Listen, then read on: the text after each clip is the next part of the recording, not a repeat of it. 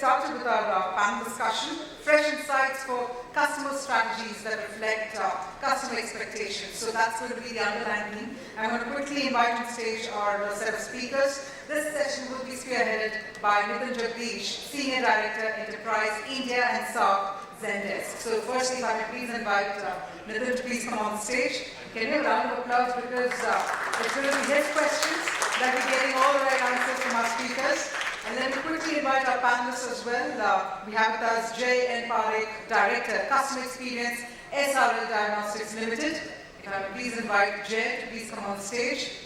Private Limited, Chief Operating Officer, PIP Private Limited. That's how you all please take your seats on the dais. If I may also please invite Subramanyam, Iyer, Senior Vice President and Head Customer Experience, DBS Bank, and Prakash, Dadlani, Senior Vice President, Customer-Centric, Aditya, Birla. That's right, you know, another round of applause. They all come like a marching army. We must share in that trust. We love that stance, we love that walk.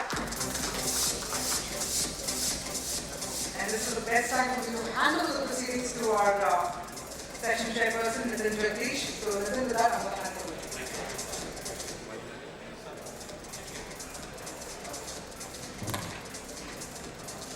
Can you hear me? Thank you very much. I think, just give me a second. Thank you very much. Good afternoon. And it's my pleasure to be part of this panel and moderate this panel for Customer-Centric. And we've been from morning hearing about a lot about customer experience, Customer-Centric. We have any panel here where we're going to discuss about what has been their experience rather than talking about what we should do or what we have done. We want to talk about the experiences that each one of us face. So that's what we want to talk about. There are a few trends that we see. Rahul spoke about a few trends. We want to talk about some trends that how, from an India standpoint, because if you look at it in India, we've seen that one bad experience, people have gone away from the brand. So what are the experiences that from the various analysts here, we will hear from them, how they're able to mitigate those things and how they're able to address these kind of challenges that we face on a daily basis. That's one. And second, we also want to know about how tools and automation has brought change to them in their organization. We want to hear their views that how AI, bot, so-called technologies that you, how that tool or technologies they have adopted it and what difference it has made to them from a business standpoint. We also want to hear from them is that is customer experience is just nuances to one business unit, or it is a culture that they want to build. How they have built that culture within the organization and how they want to transform themselves as the best customer experience company for them.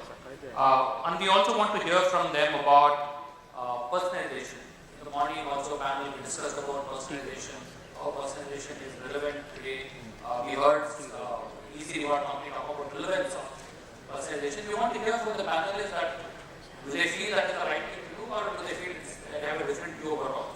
So idea behind this panel is to see and discuss about experience that we have. Maybe we have a point of view which might be different from what we heard in the morning. The idea is to how do we develop on that and take it forward. So with the permission of the audience, I will start this panel discussion. My first question, Prakash, to you is that how has customer experience and behavior impacted in the last couple of years? I want to hear from you on two ways. How was it post-COVID and how it is pre-COVID? Maybe your point of view, Prakash. Just a short introduction. Yeah. I've been in this area of sales, marketing, and customer experience for about 25 years. Interesting journey across Nielsen, Castrol, Godrej, 3M, and now Aditya. And I think what has kept the whole passion going is the fact that when you interact with different sets of customers and then you figure out what is it that requires them. So the whole point of segmenting the customer is something that got ingrained way back. We are looking at different segments across streams. So the first task has always been as to which segment are we talking about, and that's the whole process we started. We picked up a very unique way of getting the organization aligned to it, which is customer journeys. And when we started with customer journey, the first question was which set of customer are you talking about? And amongst that, the next question was only how to involve the entire organization in the customer experience. Now, earlier customer experience used to be very marketing driven. The whole experience that we have brought the group, and I'm sure everyone has also, is how does IT, how does HR, how do logistics, R&D, some of those functions who never interacted with customers, how do you bring them to the table? And little bit sales and marketing have always sort of guarded the customer very, very carefully and not allowed them to come to the and the other functions are also made it very easy, saying why should I bother the sales and marketing guys are working on it. So that to me has been the extreme purpose of what we are doing in customer experience, is getting all the functions aligned and work with the customer and understand them better, and also draw on the best of practices, because we feel like solutions in financing, we the two CFOs and we are largely a B2B company still. The CFO from our side and the customer, when they come together, the languages come together. So those kind of solutions is what we are working on, because otherwise journeys you do and end of the day, they don't get executed. The moment we got the cross-functional teams talking to each other, those experiences are the ones which I believe have led to lasting impact to the organization. I think very interesting. Subbu, I want to come to you. He's saying customer experience was just not a domain of sales and service. So he said that we have taken to other business units. What is your take from that standpoint in DBS Bank? I know customer relations is very important for a bank. What is your take and how do you see that impact in the last years? So, I hope I'm not. Yes. Just a quick background. I think, from the overall customer experience and from the journey perspective, I have about 22 odd years of experience in telecom as well as in banking, right now. So what has happened pre-pandemic and post-pandemic, during the pandemic is, it is ultimately you're speaking, you're managing customers, you're managing people. And specifically in the banking industry where, it is about money, it is about security, it is about the trust that you're able to create. When pandemic struck, it was not that, anybody of us had a previous experience, the first wave, 2020. And hence it was completely new for all of us, completely new for customers. It was very, very important to ensure that customers is taken care of. We probably had a great tool, us being a digital bank, so that played to our advantage. Having said that, we have our traditional channels of contact centers and so on and so forth and everything. And hence it was also extremely important for us to ensure that we go back and we stay connected. So in a matter of flat 13 days, we had all the contact center, everything managed back at home. So that you are able to go back and manage the business as usual. You need to take care of customers, you need to take care of, keep them at peace, ensure that their transactions, their requirements are taken care of. We said, let us be empathetic, let us stretch, our teams, kind of moved cities, and us being as part of the service sector, we had the permissions, move cities to ensure that, we are able to enable all the connectivity and so on and so forth. Got everything back, working from home, just to ensure that the customer is taken. Business was happy. Let us take care of the customers. That was the key during the pandemic. And that as a learning is something that we, kind of pick up and start taking it in. So, just a continuation to your question, what do you see? Is there a change that you see from what it was and today we are almost coming out of the COVID situation? Not that we are completely out, but at least we see that. You see there is a change in customer behavior. I'll slightly go on to the software aspect. What happens is, as I brought in the people who, connect sometime earlier. Even customers have become considerate.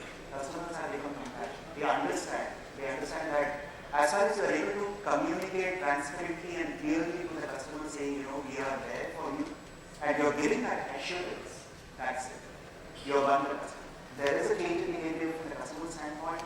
They have become much more savvy in terms of connectivity, much more savvy in terms of the digital use. And most recently, we have acquired Birla, which is primarily on the physical layer. Downtown and customers, they prefer to walk into a branch, have a cup of coffee with the branch manager, get their transactions done, and so on. But they have now started picking up the digital, using digital, right? I can still go and have a cup of coffee, but for all the banking needs, I can use that and get going. I think it's a very important view that you given is that while we have moved toward digital and technology and stuff, the personal connect is still relevant and it matters. How about you, Ajay? How do you feel? And I want to hear both your professional and personal view on this, because I know we were discussing about it. Love to hear that you, and I want the ideas also. Thanks.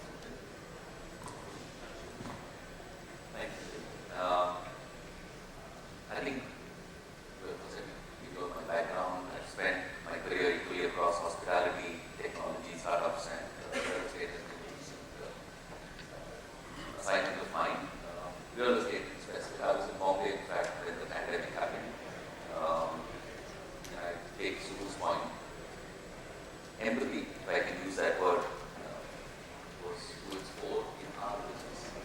Fundamentally, because we suddenly found an exodus of the core of real estate, the workers, right? All moving back to their hometowns because there was no sustenance for them.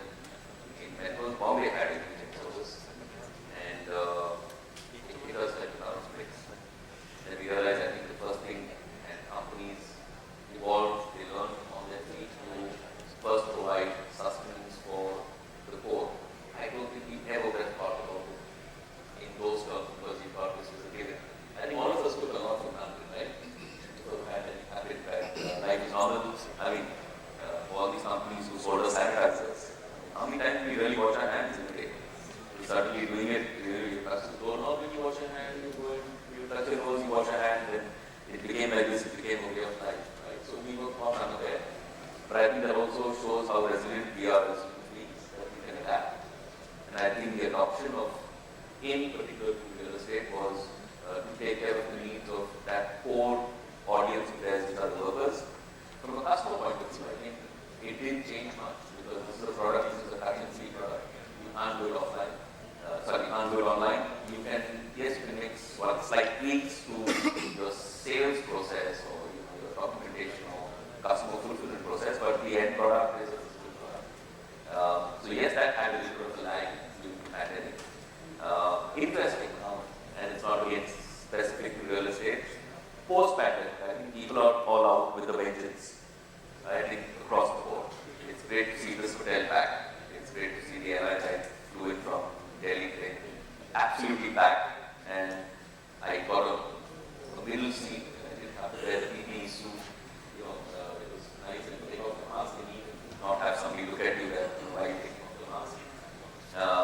I think these small thrills in life make such a big difference that we are opening out. And I think across the board, people are out of the vengeance. So the model, while we may still feel, if you ask me, maybe if earlier, pre-pandemic, we were on 30% online and 70% offline. Pandemic, we probably went to 70-80% online. We will still go back to the offline model, but I think that 30% is probably now 40-45%. Right? But people, Indians by nature are touch-and-feel. You can't get rid of that. You ask Uber, they tried their best to have a non-call center model in India. It didn't work. They had to bring it in because unless an Indian speaks to somebody, he's not used to an AI able to come to an AI question that somebody is just giving me an answer to a problem to me. Right? Seems a little impersonal.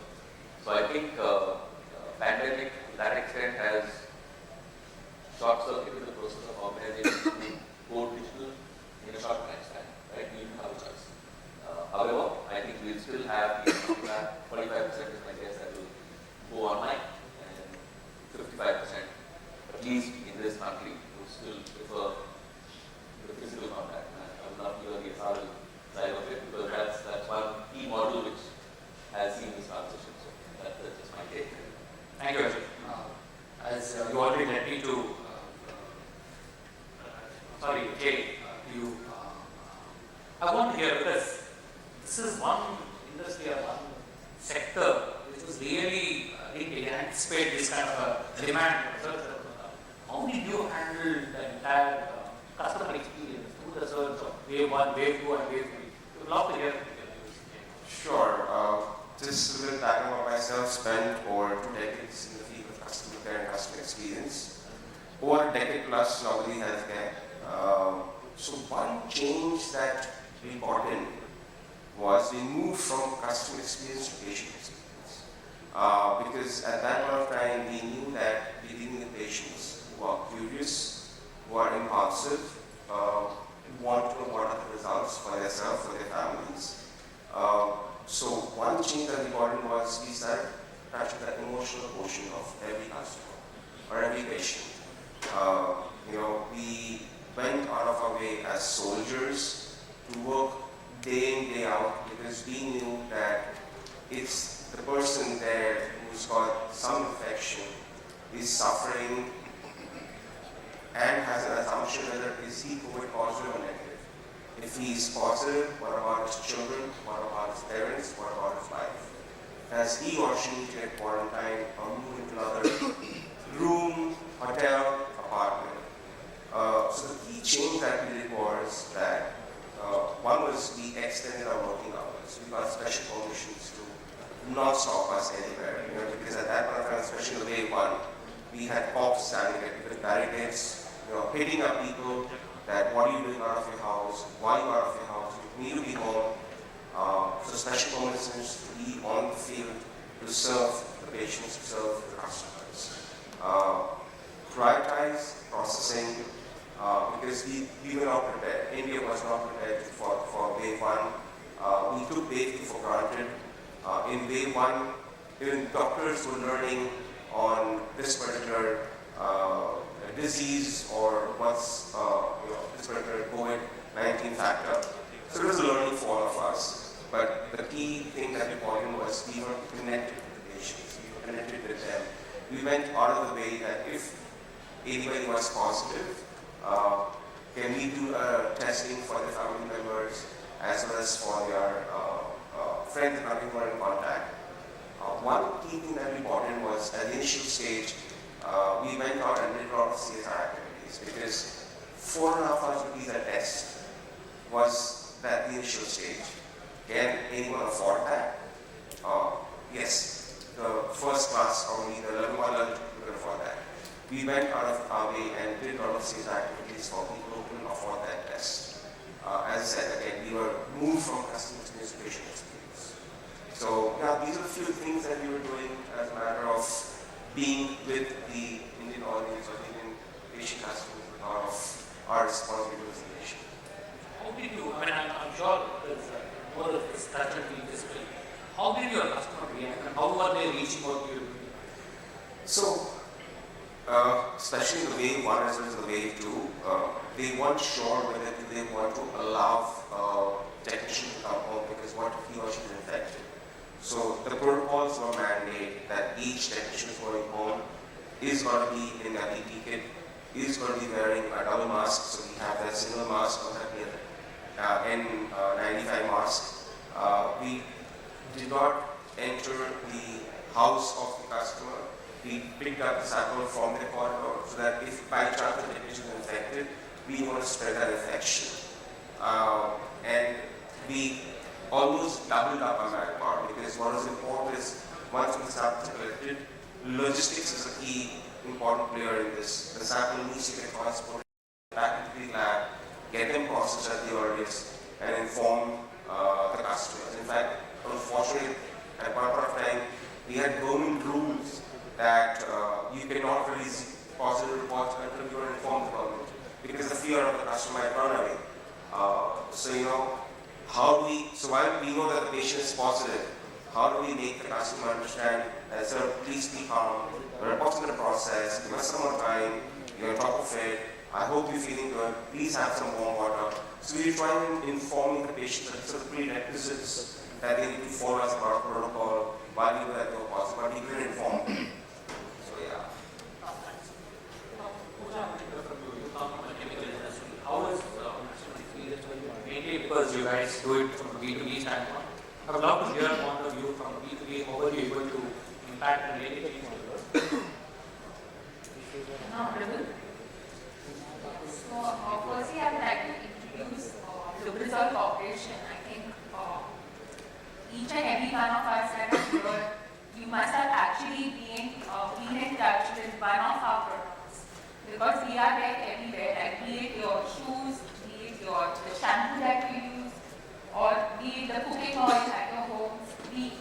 in each and every product. So basically, we are the chemical producers or the ingredient manufacturers for most of the MNCs that provide you these products, like the FMCG brands. So, and I really, I agree to the perspectives on the health and safety aspect and the other things that my colleagues shared. As far as Lubrizol is concerned, I think the challenges have been different because we are more B2B focused. So for us, it is the customers, the MNCs, they come up with their own challenges. And what we realized is, of course, the first thing that is something that we all have faced is about digitization of channel. And it's not only the COVID, I think this has happened even before that. Digital first is something that we always wanted to be there, but COVID made us to move to a mobile first kind of technology.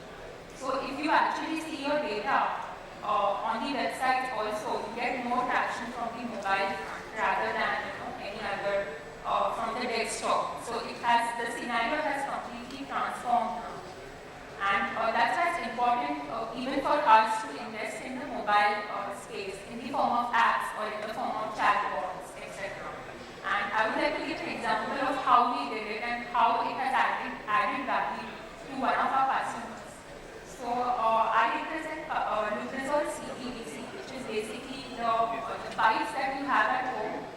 Now a question to the audience here, like how many of you actually have know which brand of pipe is used at home?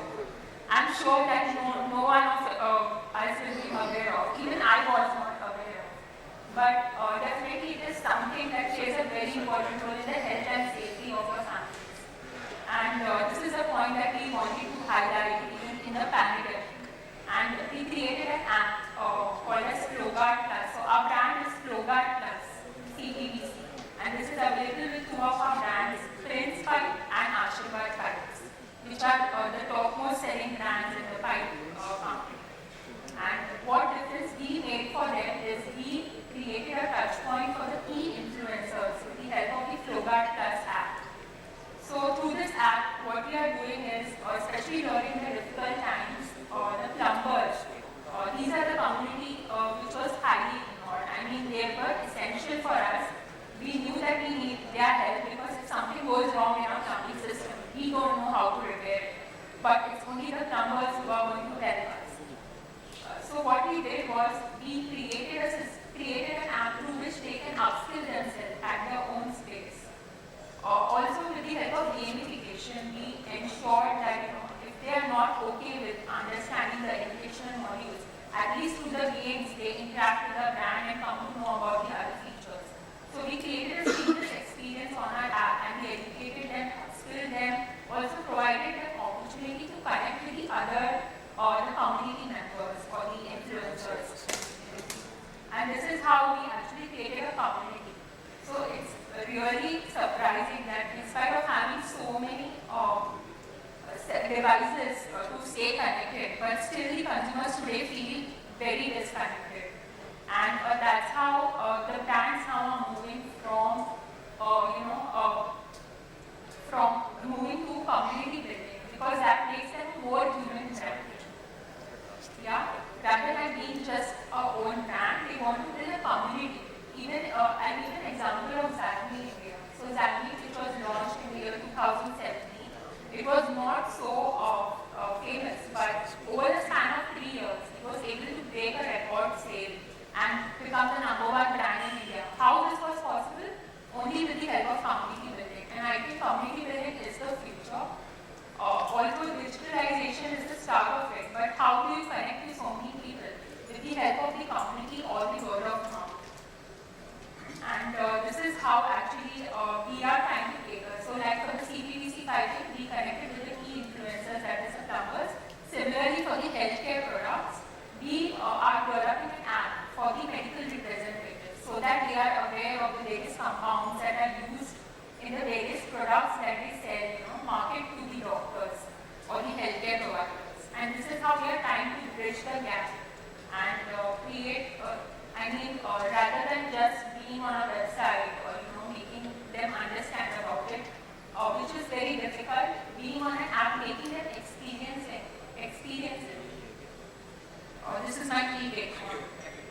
very interesting and very important. I think we've got diversified view from the panel. If you see from bank to Aditya Birla Group to SRL, I think 3M, we've got diversified view and people have their own view. Just want to take the discussion forward. Ajay, you got a very important aspect of the discussion, saying that digitalization is good. To what extent? I want to ask you the next question, saying that we all have digitalization, we all have mobile apps, we all have websites. We also want to automate using artificial intelligence.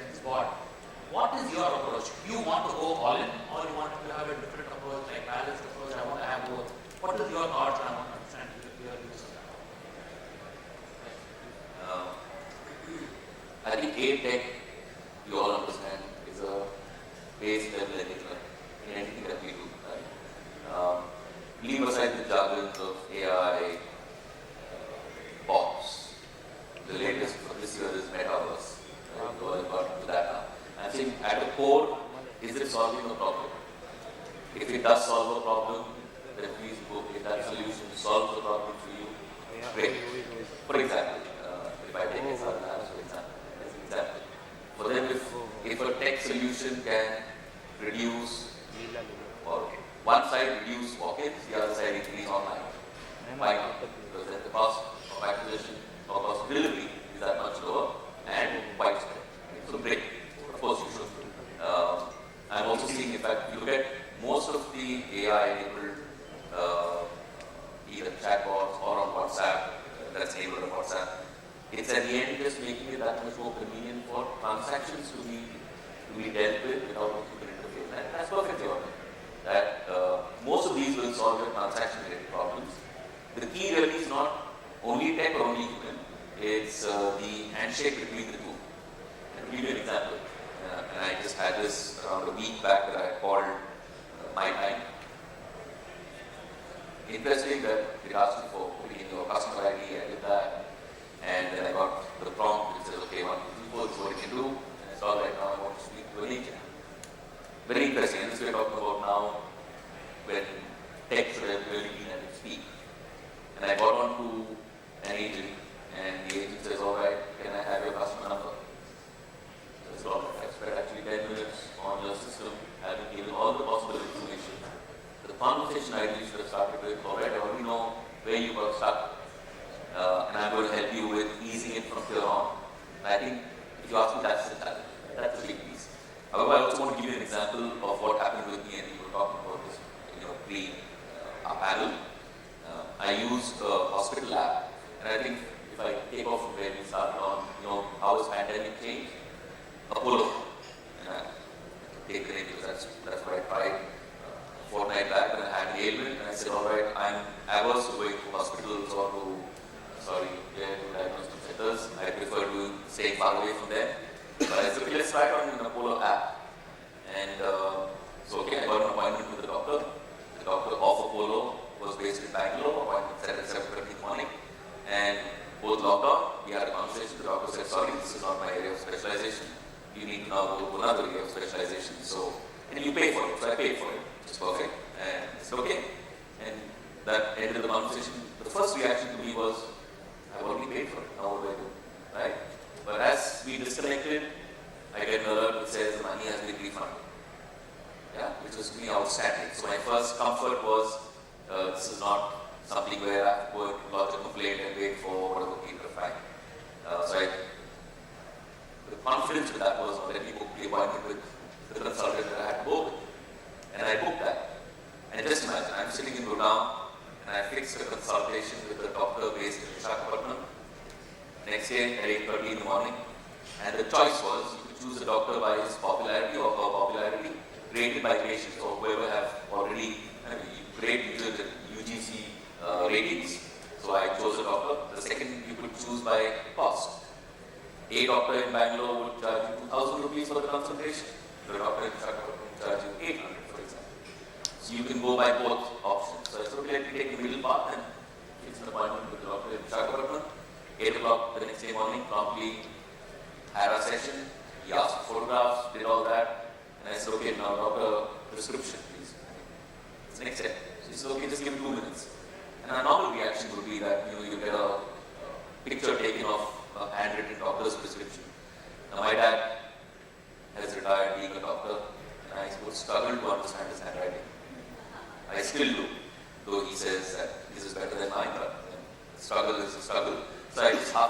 that now you get this, now I have to go to a translator to figure out what is being written. But there was no such thing. Promptly on the Apollo, on the app, every medicine, recommendation, dosage was given, and at the bottom it says, click here to place your order. Alright, so I click, place the order, and 20 minutes later, from an Apollo pharmacy in Birla, the medicine was delivered. I mean, to me, this is just an outstanding model of, probably they realized this during the pandemic, but they brought this all together. Now, this didn't end. A week later, I needed painkillers. And when you go on the app, it's okay, I just love this app.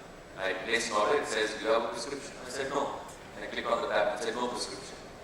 10 minutes later, I got a call from a doctor. It says, hey, I'm from Apollo. You've placed an order for a painkiller, which is prescription based. What is your ailment? So I explained it to him. He said, okay, great, I'm approving your prescription. If you ask me, this to me is a perfect synergy between what we traditionally thought hospitals, to all of us, right? It's a fear factor. Who will go to a hospital? But today you can do it seamlessly in a house. And the third big leg of this is now just create a record of mine on Apollo app. So if ever I have the same ailment, I don't have to go and start all over again.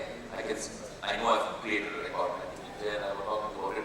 It's a great thing. 1 year down the line, basis whatever I've had as an experience in a hospital setup, I have a whole history of my record available to me.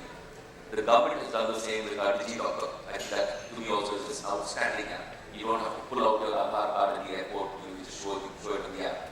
I think that if you get I think there's just phenomenal what technology has, what we've taken for granted.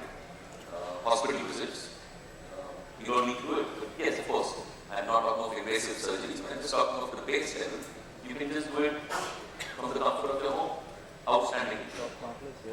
I think what I infer from you is that it's more a balanced approach. You need to have both human and technology so that it can help you to take it forward. Very good thought point. So I want to hear from you. Banker in you, you do a lot of automation. You are a listener. What is your point of view? Do you have anything to say for the thought? Actually, a damn good use case right in front of us, a great example of how things have evolved over time. When it comes to bank and to your question, it is all about how do you want to scale it. I mean, we were the first digital bank we launched in India in 2016. The avatar then versus now is done a huge transformation. Right? And why I'm bringing the relevance is for example. In case, so being a digital bank, everything is kind of, we try to make things easy in terms of the self-service model. Like how easy, I mean, you don't need to depend on human intervention. How self-service how can enable that to the customer? Something, that we try and enable. And what we have learned over a period of time is when it comes to a product-related or a direct question, the bot is good at either a 0 or a 1. A product-related question, it answers well. When it gets into a conversational, this thing, that's where it tends to fail. And it is important for us to continue to, kind of build upon that, continue to build the intelligence and so on. Point number one. Point number two is another question that comes to our mind is machine versus human. And how do we bring in that a mix of both so that you continue to stay with it. So in terms of all of our interactions that we had, right, from that perspective, about 78% of our interactions gets handled through the call. 78. Only the balance. So our contact center is more of it is not a traditional call center. It is only a failure demand call center, which means only the calls that comes in, there is some problem somewhere that the customer has faced. And how do you partner with the customer and make the lives easier for him or her and ensure that his journey is taken. So that is what we bring in. Other than that, you typically have your traditional channels of emails, your social media, and so on and so forth. Ultimately, it is kind of staying there. You have the physical channel, the relationship manager, the virtual relationship manager. So completely depends upon the requirement from the customer's perspective. And you just being there, I mean, get that trust built up over a period of time. And you just being there, that is the key, to success. 78%, it's a big impact. Huge, because we've not seen that. But good, take your point ahead. I want to come to you because in your case it was unplanned surgery. Right. How did you manage it? Did you throw more people, or did you use technology like AI bot to handle it? So, AI for us plays a key role in building quality and trust. Because basis the testing that a patient does, we have a patient profile, we have their family profile, which gives us an indicator that if there's a positive trending for any particular patient, there could be a possibility for that patient to do a testing for the family as well. Because diabetes is usually chronic and it's a gift from mother or father to the child. It's like a trend. So AI helps us building those intelligence, which helps us building more loyalty and trust with our customers. From a bot perspective, which actually really worked well during the pandemic, because we knew that again there was scarcity of manpower. People were to be locked in their house. They are not allowed to be at their contact center or at their workplace. So bot helped us in at least answering frequently asked questions. When am I supposed to do a COVID test? What are the symptoms of COVID test? When will I get my report? Do I need to be scared? Do I need to get a medication? So bot helped us in at least answering these frequently questions. It also helped us in getting reports if they've not got their emails, if they've got their, or we need to know what their journey of the sample and what stage it is. So that's what bot helped us. At this point of time, it's a 50-50 role. We don't really put a lot of emphasis on the bot because it's patient identity. So bot plays where we try to promote the bot is generation between the age group of 18 to 40. When it's more than 40, we try to make it more personalized to it because the senior citizens who might not be that tech savvy. We try to make it more conversational towards with more of empathy and concern courtesy. So what you've seen, generally the report that was done and we felt, the report that we felt is that about 50% in India today as of February 2022 still not happy or with what. So that leads me to the next question. Jay, I want to come to you. Is that you said that about you have a data, you have insights. You spoke about it in the morning also. You talked about what is the return of investment.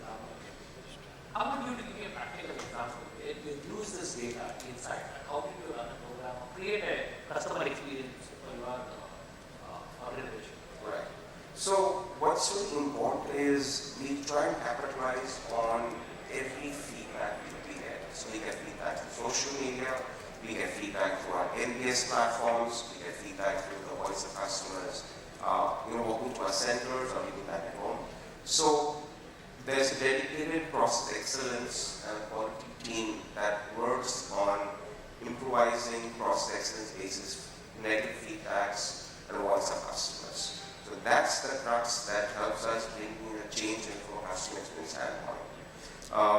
So again, coming back to that, so these feedbacks are then churned to understand what are the top, again, Parekh analysis, that what are the 3 key areas of customer concerns and how do we try and mitigate that through either digital platforms, through apps, through bots to ensure that the customer gets a seamless experience. So that's what's really working well for us. So with this data of voice of customer feedback, we try to improvise processes. I think it's a very interesting point what Ajay brought about is that take the feedback and use it in a systematic way where you can improve the customer experience.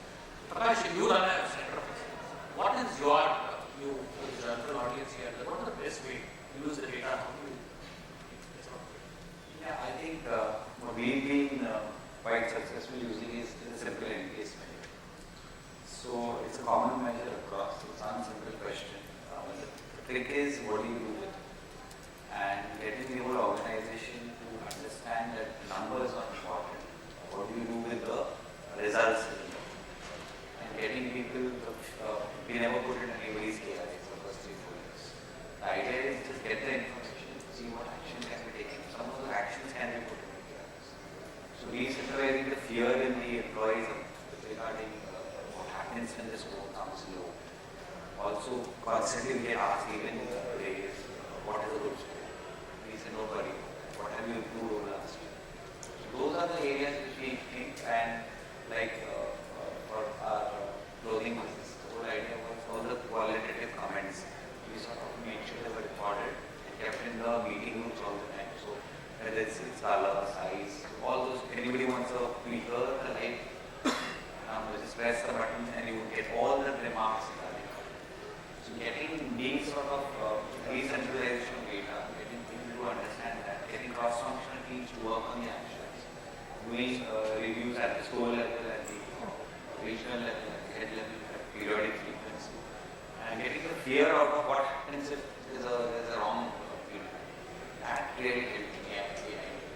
And we actually called it mission happiness. So the whole idea was everybody should be happy, not only just the customer, also the internal employees with the feedback. So that sort of helped the measurement process of it. And it's a continuous process.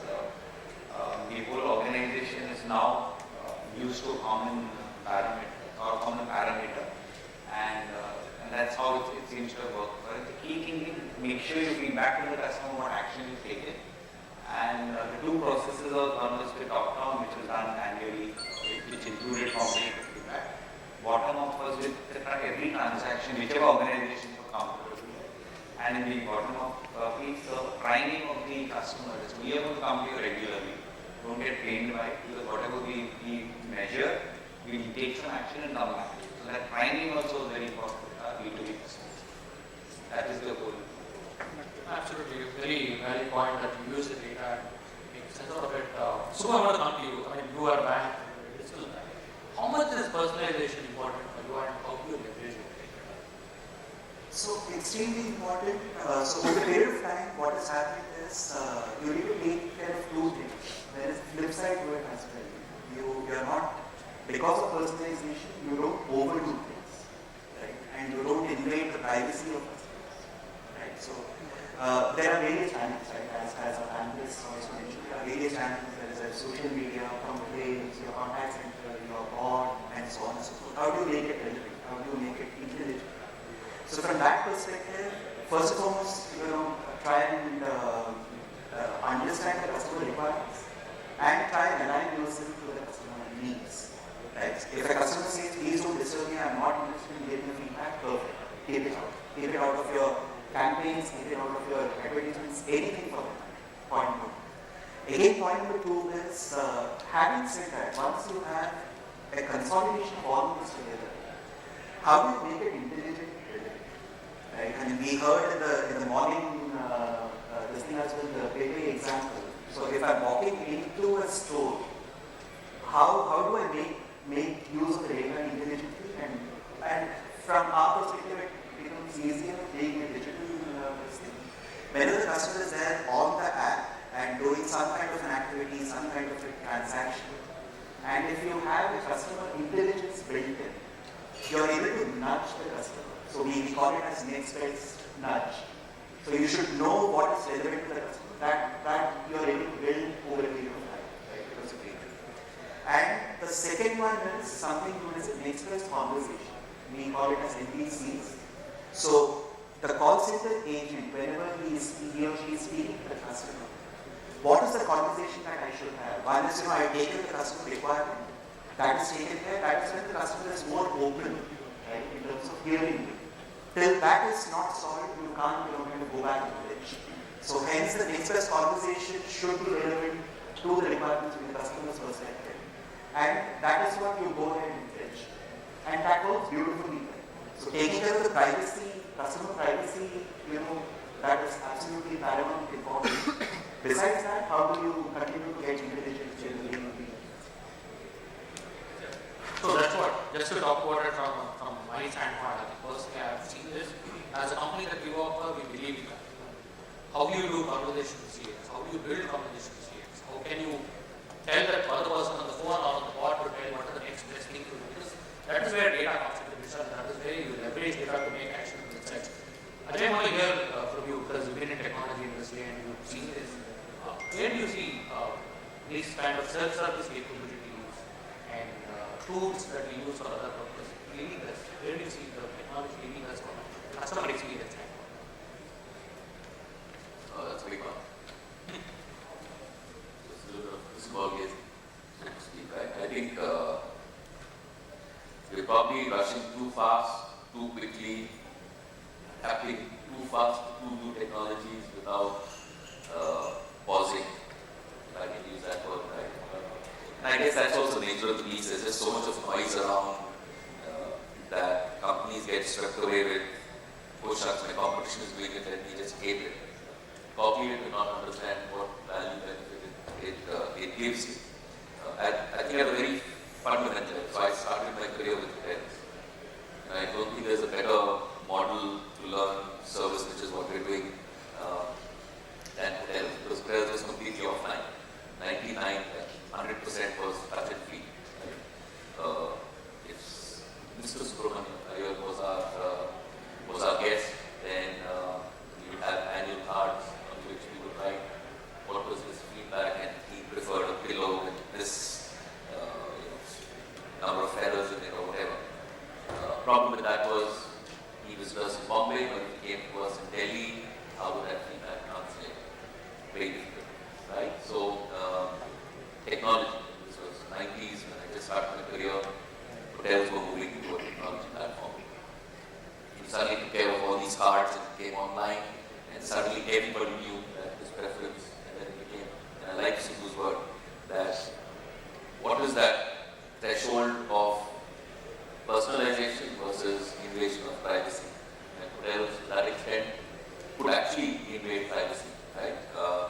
Sometimes it works, but sometimes, if I know your preferences, your preference to your dietary habits is great. But do I need to know too much about your family? Possibly not. Right? That could be too intrusive. And it works across industries. So I think to me technology, and I'll give you an example in real estate. We had, if you look at analysis, and I think that's what Jay spoke about, you look at your either 80-20 or Parekh, and you realize that a lot of customers, we had close to 3,000 in a month coming to deposit checks. And that is a wasted transaction because you're blocking a relationship manager's job, pick a check and give a receipt. So we just automated that, right? You suddenly have taken away 10 minutes to 3,000 and just give a machine. And very convenient because the central customer is always somebody who's come on behalf of the customer who's actually depositing the check. And a simple tool like that just took care of the problem and freed up the relationship managers to spend quality time with customers. So my advice, I think, technology, if at all you have to implement, it has to be with one question in mind: what pain is it solving? If it helps you solve that pain, great. And on a wider base, technology can help you. At a smaller base, it's great personalized, but on a wider base, there is no substitute for technology that can do that. If that answers the question. I think purpose behind any tool and technology is important. Prakash, you want to make a point on these two examples. One was HSBC Bank several years back, even before all this happened, actually 15 years back. When the last 4 checks were reaching, I would get an SMS alert that your checkbook is getting over, we've already made you the meeting. That's technology with the purpose. Second is using this whole bird dates more effectively, which we realized when we were dealing with in our mutual fund business. So one of the agents came back and said that I want to withdraw my agent his own funds. So then we filled out the form, and then he was told that sorry, this is your SAARC, he's already 18 now, so I'll go back and get some forms. So we got a little upset, but I'm meeting with so many times. What is this going on here? And this came to NPS. So he gave a feedback, and this is what happened. When we sat together, in fact the team sat together, I was in there, credit to them, they thought, how can we learn from this? So they came up with a solution that obvious one was, before that event, we sent out a notebook. It's very obvious. But how do you do it in a human way? So they drafted a letter saying that about 5 months before this thing, we sent out a letter going back to the gentleman saying, we know that your son, daughter is now turning 18. It's a lovely time now. He's touching youth, and congratulations. this is a proud moment as a parent, etc. By the way, please do, here are the set of forms, also fill the form. So the same use of one information which you blindly collect. There was nothing to do with technology. That's somebody thought about it and it came out from MBA, team sat together, how do we systemize the learning from this? So that's how I would say what an information we are getting. Back-end processing will happen. The thought has to be there and the execution has to be there. So that's the two learnings that happen. The time gap between these two instances is about 20 years. So it remains. Amazing point. I think it's important that we use technology and we use it with a human touch. I think that's what you're trying to do. I will come to my last question. I want to start is that we spoke about customer experience, we spoke about tools, technology, AI. What do you think? How do you build a customer experience of the culture? I would love to get your point of view. And what is important for building the culture?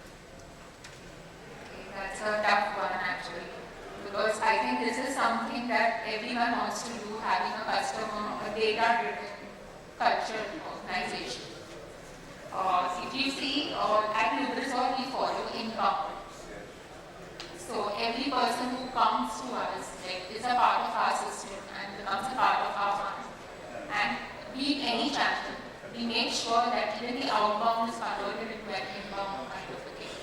And each and every person in our system, be it HR, be it the operations, everyone is aligned to our objective. So being aware of the business objective or the objective that we want to have as a part of the customer experience should be really very clear to each and every one of the organization. I think that's the base of having a customer-centric, data-driven organization. Second thing is, of course, the technologies are there, but it's necessary to have that humanness still there, and the humanness should remain in each and every function. It also connects us to the empathy that we need to have internally. So it's not that you need to follow the XYZ processes, but we also need to empathize and humanize the way we are dealing internally. I think that's the culture that will reflect in whatever we do in the outside world. I mean, the way we treat our people internally also will come out in the way the business functions. So the empathy starts our organizations, internally from our organization. I think these are the two main points that actually help data-driven culture. Other thing I was really interested in what Sue and what Ajay spoke about, personalization.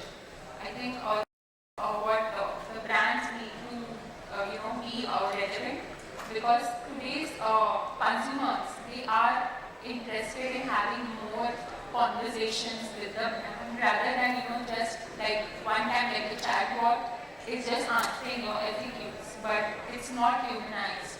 I mean, you don't know what the customer is actually feeling, the attitudes, the beliefs. So having that kind of personalization is really difficult. It's a challenging thing, and Google actually mentions it as a macro moment, because it is a challenge to identify what the customer is looking at that specific moment of time, and if you are able to grab it, it's a deal done. And today's customers, they are bombarded with a large amount of data, large amount of content. The time is very limited. So how quickly you are able to address their issues or the pain points, like SRL does it, or example that Ajay spoke about all. I think time matters. How quick you are to resolve an issue also matters. I mean, technology will be there. Like in 2018, IDC mentioned that around 68.7 billion was spent by organizations in technologies related to AI and etc. for data analytics. But technologies can take you far to some extent. But if you want to go ahead, like you want to be a customer-centric organization, it's important to more humanize your brand, both internally as well as externally. Thank you very much. I think it's important. How do you humanize it? I'll come to you, Jay, because we're running out. I will take a minute from all of you. Just a quick, if you want to summarize, how do you execute culture? So for me, it's a top-down approach. My vision is to talk to customer-centric approach or the culture. So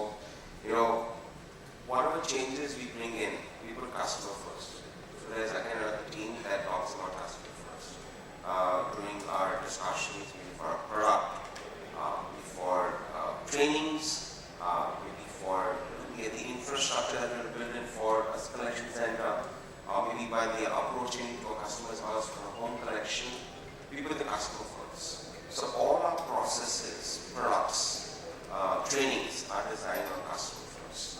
And when we talk, so there's a stand-up call that we talk about customer first. That culture, when you talk about it every day, where your vision, your mission talks about customer, the same culture is how we bring in from the top level to the down level.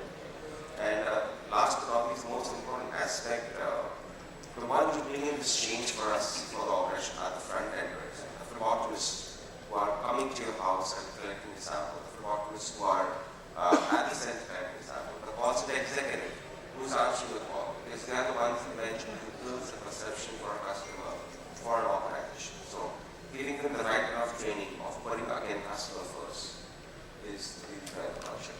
Absolutely. I think it's important that the people in the front follow this and execute this.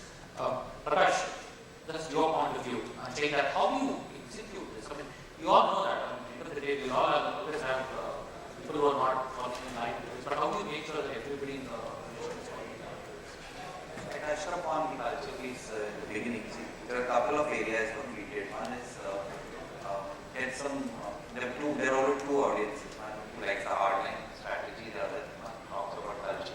So getting them to sit together and align that was one. That means our senior management, we actually drove customer-centric projects where we saw intangible goals. Secondly, software we ran ideation across the whole group. Where ideas from customers, which benefit customer collected in pools and they were rewarded. Third was this whole process of customer journey mapping. We completed about 28 journey maps across every company segment. Where the whole idea was just cross-functional teams sit together and identify the journeys, and this was the first time they did that exercise. So that journey mapping, leading to the stages, the moments of truth, people owning up that this moment of truth, I will lead. And creating a platform, giving them funding to solve those solutions. The whole concept, we also created a called boss, who's the boss of the customer. That came from right top level. Also, we use this symbol in the morning, we talk about an empty chair in the customer. That symbolism there, so when the photographer will find out all of the functions, to wonder why this empty chair. And he starts thinking by him not empty chair. So that sort of visualization to the customer is the art of our decision making. So that's the whole culture. And the operations team, which I thought they played very well, because they had never interacted with the customer factory. So doing all these journey maps inside the factories, slowly percolated the whole culture. We still work in progress.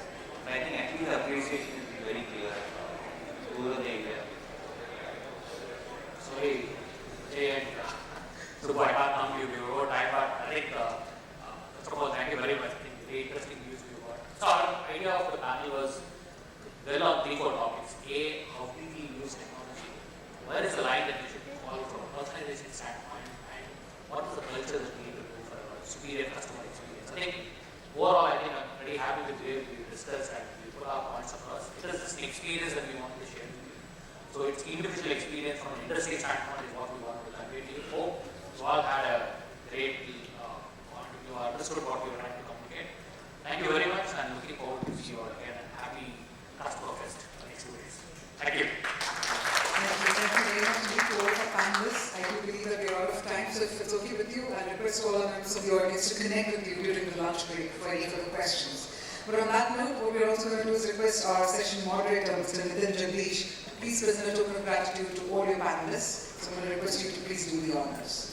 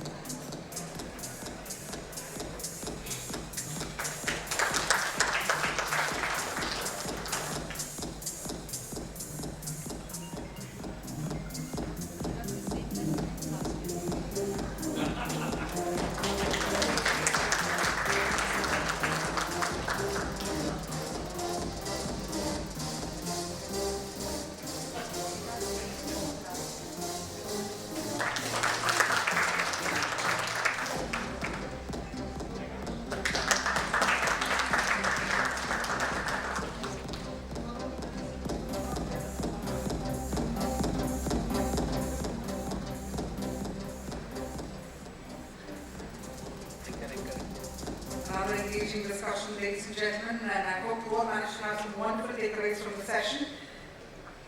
So it looks like you managed to gather some really good food for thought. It's now time to put your thoughts on food. It's time for the lunch break.